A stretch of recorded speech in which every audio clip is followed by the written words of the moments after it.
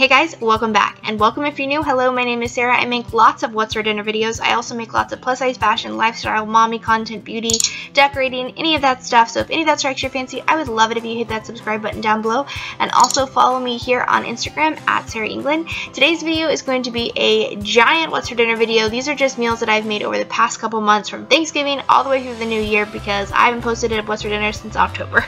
So this first meal is actually a breakfast casserole. It is a copycat Cracker Barrel hash brown bake. So I just chopped up an onion with very poor editing, and I'm taking a whole can of cream of chicken soup and popping that on top, as well as just seasoning it with pepper.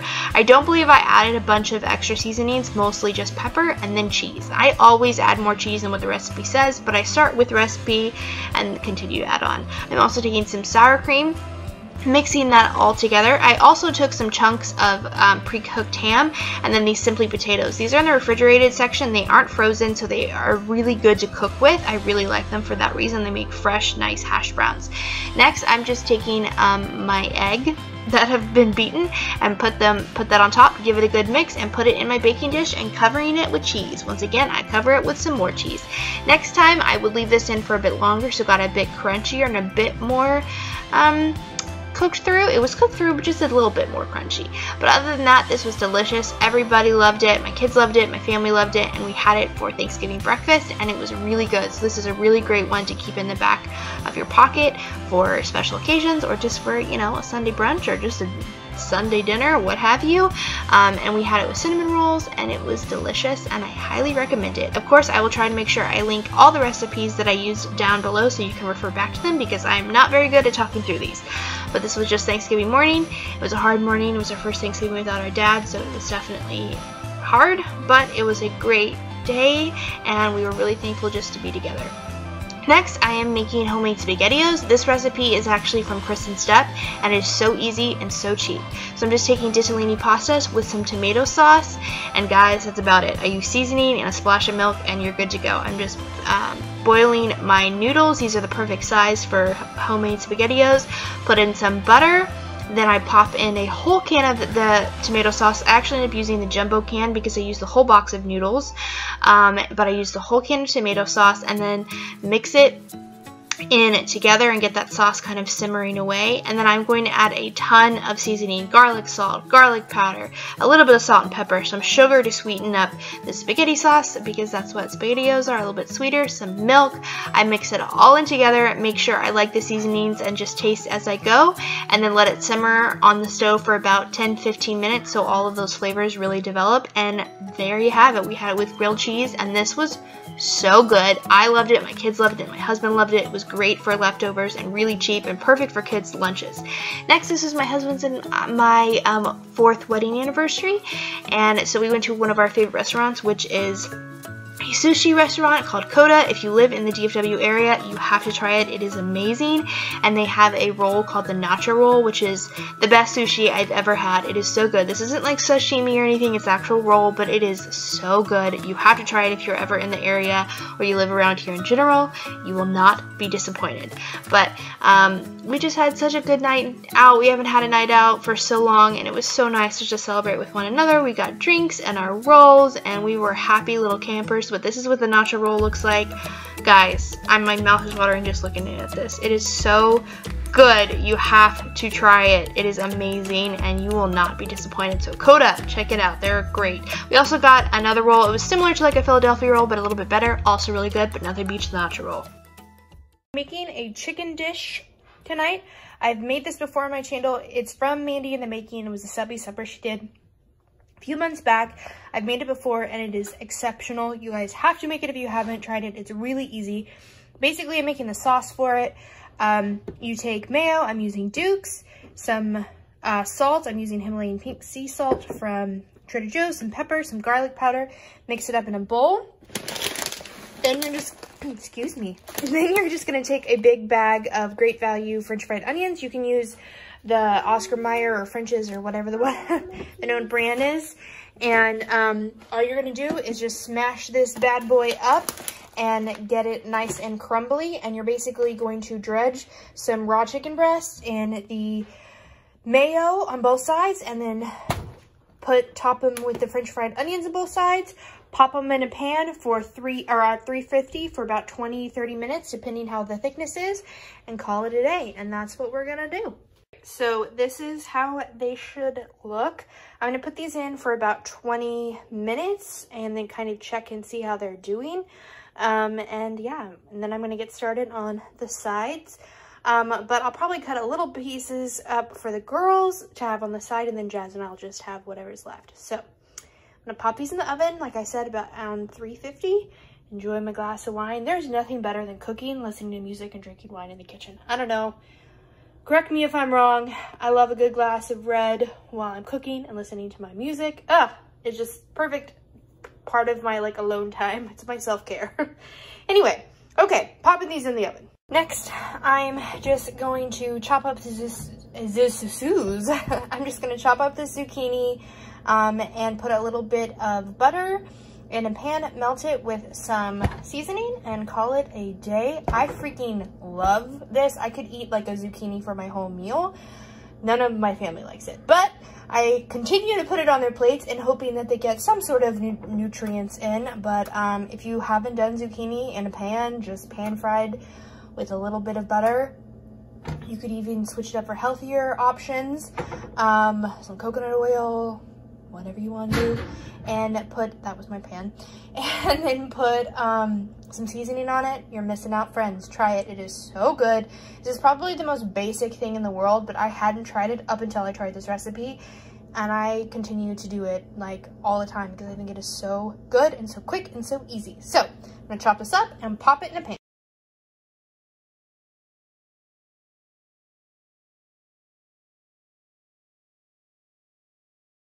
So we got our zucchini going.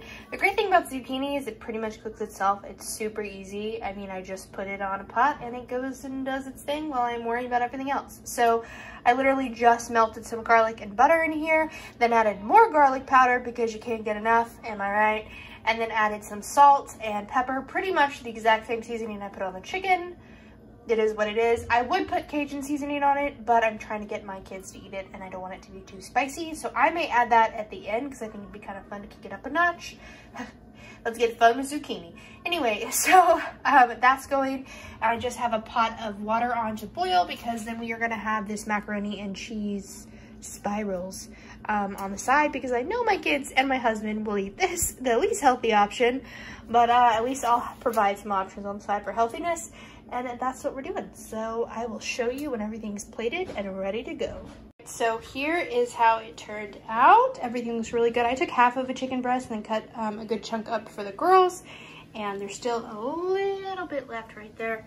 And I put some Cajun seasoning on my zucchini and then the mac and cheese. And that is what's for dinner tonight. It looks really good. Alright guys, this next meal is my Impress You meal. This is my go-to lasagna meal. This is my go-to meal in general. This is such a good lasagna. I highly recommend it. It's a great way to sneak veggies in for your kids and or your husband. But basically you want onion, bell peppers, however little or however much if you want of both. And we're just going to saute them and cook them down and a lot of garlic. Once those are softened, we're going to add them to our meat mixture. I'm using ground turkey, but you can use ground beef, ground pork, what have you. Whichever one you prefer, whichever one you have on hand. And we're going to mix those together and kind of marry the flavors.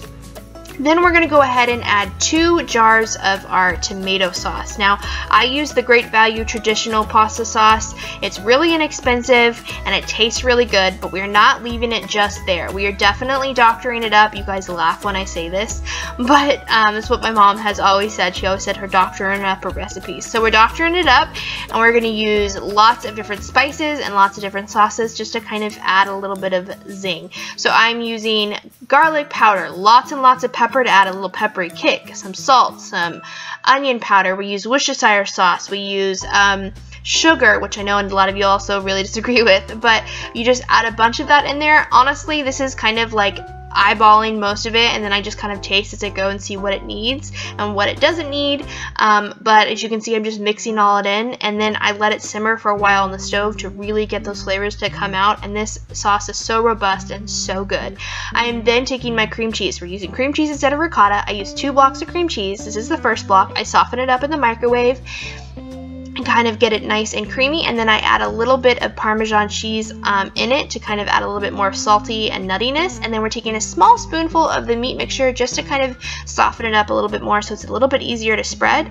And then we're gonna make our lasagna. So I'm taking a little bit of the meat mixture to put on the bottom so the noodles don't stick. I boil my own noodles. I never use the pre-made or pre-baked ones because they never work for me. I boil mine and then I make my lovely little lasagna. So I'm adding my layers of noodles, then a nice layer of meat sauce, and then instead of adding a noodle and adding like my cream cheese mixture, I'm putting that on top of the meat sauce. I want to create as much as an identifiable layer as I can, so I'm spreading it on top. I'm not mixing it really well into that meat sauce because I still want it to be very well known that there's a cream cheese layer in there, but this just helps everything mix together. It doesn't create stickiness with the noodles, nothing's dry, it's perfect, and it is so good. Once I made a number of layers, I will then go ahead and top it off with my cheese. I'm using mozzarella cheese first, and then I'm using the rest of whatever was in that Parmesan bag to top it on off, and I pop it in the oven for about 20 minutes until it's nice and bubbly, and there you go. This is the best lasagna. It is so good, and honestly you can switch out different veggies and use what you like, but this is a recipe from my best friend, and I've since kind of tweaked it and made it my own, and literally anybody I make this for loves it. It is so good. The cream cheese is just a different element from the ricotta. Highly recommend you try it out. You will not be disappointed. We just had salad on the side, and my kids love this, my husband loves this, the rest of my family loves it. You'll see my brother is even like shaking his head because he is a very picky little chef judge over there, and he's even really loving it too. So I definitely recommend it. It is a crowd pleaser and a crowd favorite, and I love it. And it's pretty easy to make, and it always is great for leftovers. And this night we had Irish coffees. My brother made some, and we watched Christmas movies, and it was great and magical, and I loved it. And then this night was actually Christmas Eve. So I'm making my sausage balls. I've made this before on my channel. Super easy. You need Bisquick, cream cheese, cheddar cheese, and hot sausage. Definitely recommend the hot sausage. It will not make it spicy, but it'll add flavor. If you don't use the hot sausage, it'll be really bland. So I definitely recommend having the hot because it adds just a little bit of a pepperiness. It is not spicy. My mom can't handle any spice, and she can pop these in her mouth with no problem. So basically, we're just adding all the ingredients together. I will leave the recipe linked below that I use. We're adding all of the ingredients together. I always use a little bit more cheese than it calls for, but I do that with every recipe. And I'm using this in my mixer, but you can use this, you can mix them with your hands. I've done both ways, but I'm just using the dough hook. Honestly, this wasn't that much easier than my hands. It just was less messy. And then I'm just going to form them into about like 1 to 2 inch balls and pop them on my little pan. And then we are good to go. They're going to go in the oven for about 20 minutes, and there you have them. Like I said, this was Christmas Eve. I did film a huge vlog, and I just never uploaded it. It was a hard Christmas this year without my dad, but I would just have little sneak peeks. We were headed our way to church. Christmas Eve has always been a really big deal for my family growing up. This is when we did our biggest Christmas celebration. We would go to Mass, and then we would come home and have a chippy dippy party, which is what you'll see, just a bunch of different random assortments of food. And we would all open our presents from one another and then go to sleep, and Santa would come. And so we still stick to that same tradition, except we open our family presents the next morning. Alright. We are home, ready for our party. We got our usual punch. This has vodka, champagne, ginger ale, cherry or pink lemonade, a bunch of other stuff. Hey, you can't be giving the family recipe away. Yeah, that's Bumba's punch. Well, I didn't say the quantities. We got. You need to edit that out. We got rolls. That's a punishable offense. We have brisket, ooh, and sausage. I actually got a free. More sausage. Free half-pound of sausage. More brisket. Barbecue sauce. I ordered potato salad. No, that's baked potato. Baked potato casserole. Meatballs. Chips and dip. Baby wash. And then little sausage balls that I made that looks like they've been eaten. Oh, I thought you'd be a good boy. He's a good boy. And they turned out really good. He's a good boy. You already saw my little showing it off, but basically this is what I had, and then we go ahead and clean everything up and open presents together, and it was a good night, but it was also a really hard night. We also cried a lot, so it's another reason why I just haven't shared those vlogs. Those vlogs were really personal this year, so fingers crossed next year I will finally post my Christmas vlogs. I just, for whatever reason, every year I don't do it, but this night we are making a recipe that I've got from Kristen Stepp. I've made it multiple times before, and these are my ranch potatoes, or her ranch potatoes I should say, but basically I just take yellow Dutch potatoes and I quarter them. If they're a bit bigger, then I will cut them into 6 chunks instead of 4, but then I just pop them in a bowl and get going. I like to use the whole bag, and these things actually reheat pretty well. Potatoes don't normally do that, but these actually heat up really well the next day or whenever you want to eat them. And so I'm just popping them all into a big bowl, and then you're going to want to take some olive oil. Once again, you want to get them evenly coated so they'll get nice and crispy, but you don't want to over dredge them in oil. So I'm just taking my olive oil and then a giant heaping spoonful of garlic. If you have watched me long enough and in this video, you should know that I love me some garlic. So we're taking a lot of garlic, and then we are also taking salt and pepper, but for whatever reason I didn't film that clip. We take a little bit of salt and pepper and then ranch. I don't use the whole entire ranch packet, but I do use a good 3/4 to half to 3/4. Then we're just going to mix that all together, and then you're popping it on the baking sheet for like 30 minutes. These are so yummy and delicious. Next, we're making this Italian chicken and vegetables. You need honey, balsamic vinegar, and Italian dressing, and it did call for chili red pepper flakes, but I couldn't find mine. So instead, I am actually doubling the recipe, so I'm taking half a cup of the Italian dressing. I just used Great Value, and it was really delicious, but if you have a particular one you like, go ahead and use that one. Then I'm taking about 2 tablespoons of honey. Once again, I kind of just went back and tasted it and decided what I thought it needed more of. I love doing that, and I obviously think that's like up to you and what your family likes. I'm then taking some balsamic vinegar and just mixing it together. It looks like squid ink. It looks real weird, but I'm just mixing that all together, and then we're gonna start cooking our chicken breasts. Next time I definitely would use either less oil or definitely like drain the oil before I popped in the dressing, just because it didn't want to really solidify as much as I would like it because of the oil that was already in the pan, but it still tasted really good and still got evenly cooked in it and coated, and you can definitely taste the flavors, but it didn't get glazy, which is what I was hoping for. Anyway, so I'm just cooking those 2 or 3 chicken breasts. I just salt and peppered them, and now they're resting, and I am just gathering my veggies. I'm doing cherry tomatoes, minced carrots, or mashed carrots, and asparagus, popping a little bit more of that sauce down, and I'm popping my veggies in. Here's where I messed up again. Definitely put your asparagus down first, then your carrots, then your tomatoes. The tomatoes got blistered way too fast, so they got a little mushy. They still tasted great, but they weren't hard or anything at all, really. And but I cooked those together, and then this is how it all came out. It was super delicious, really yummy, really bright, and great for this time of year when you're like sick of winter and the winter blues. I really recommend this. This was a tasty recipe. I will have it linked down below. It was really yummy. But that is it for this video, guys. I hope you enjoyed it, and I hope you got a lot of recipe ideas. I'm sorry it's taking me so long to post a new What's for Dinner video, but I'm trying to get back in the swing of things. The holidays and life has been crazy, but thank you guys so much for watching, and I will see you all in my next video. Bye, guys.